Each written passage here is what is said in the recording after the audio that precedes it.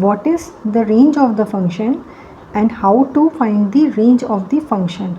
Hello everyone, welcome to my channel. Today we are going to see how to find the range of the function and what is the range of the function. So the range of the real function is the set of all numbers that function can produce. It means the range is the set of all values of output of the function. To make it more clear, let me take an example. If fx is equal to x, so set of all values of fx that we get when we plug all the possible x values into the function is known as the range of the function. It means the output values are the range of the function. So make it more clear, let me take an example. Fx is equal to x.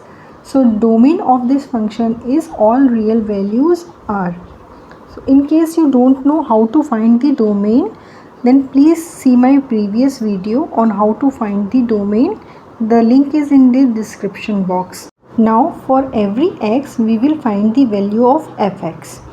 So if we put x is equal to minus 2, value of fx will be minus 2.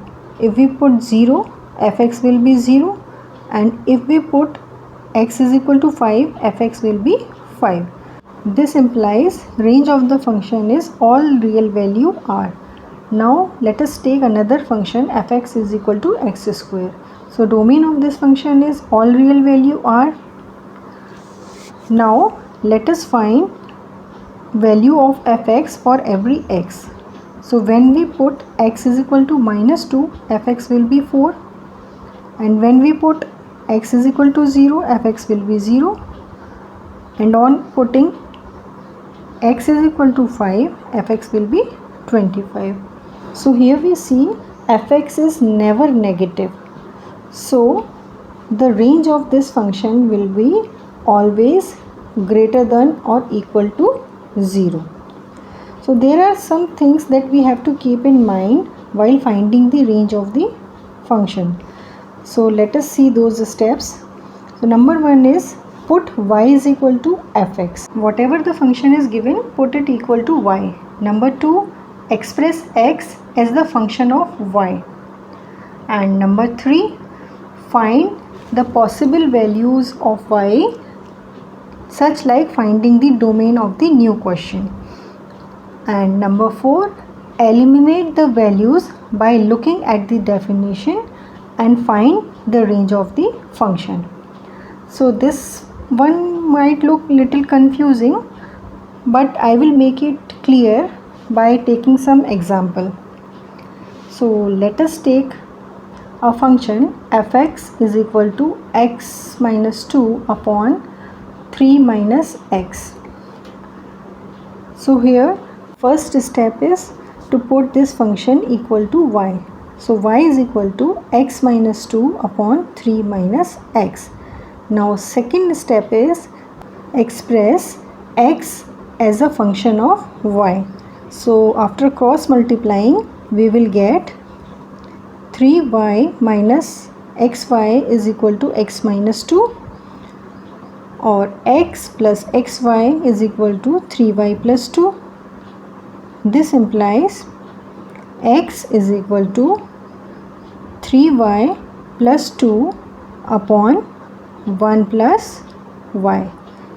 So here this is as the function of y. Now third step is to treat this function as a new question and find possible values for y, just like finding the domain of the new question.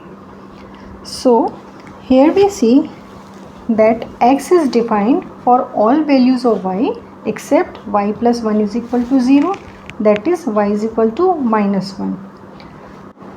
We know values of y or output is our range, but it is also depend on the input. So now we will take fourth step. In this we will look at the function again. So our function is fx is equal to x minus 2 upon 3 minus x. So after looking at this, we see that it allows for all real values. So y also allows all real values. So we don't have to take out any specific values out here. So range will be r minus minus 1, that is all real values except minus 1. Now let us take another function. Fx is equal to 1 upon under root x minus 5. So to find the range, first step is to put this function equal to y. So y is equal to 1 upon under root x minus 5. Second step is to express x as the function of y. So y square is equal to 1 upon x minus 5, or y square x minus 5 is equal to 1, or xy square minus 5y square is equal to 1, which will give xy square is equal to 1 plus 5y square, or x is equal to 1 plus 5y square upon y square.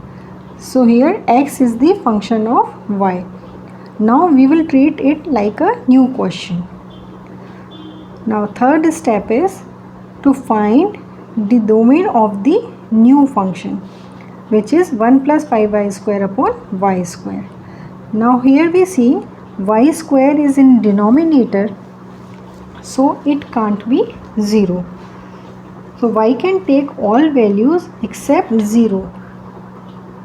This implies y will be all real values minus 0.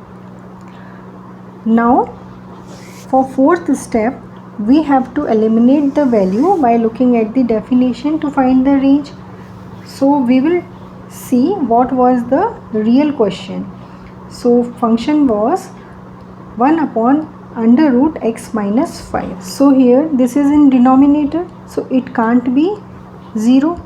So it means under root x minus 5 will always be greater than 0. This implies that the function will also be always greater than 0. So it can't be negative or 0. So range of the function will be 0 to infinity, where 0 is not included. So I hope you understood all these steps and liked the video. If you liked it, please give it a thumbs up and please subscribe to my channel for more such videos. Thanks for watching.